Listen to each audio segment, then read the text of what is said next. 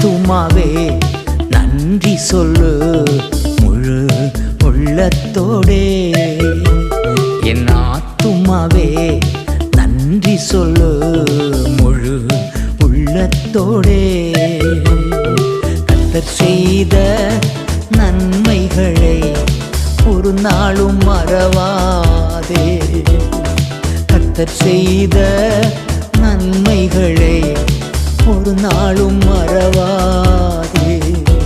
என் ஆத்துமாவே நன்றி சொல்லு முழு உள்ளத்தோடே.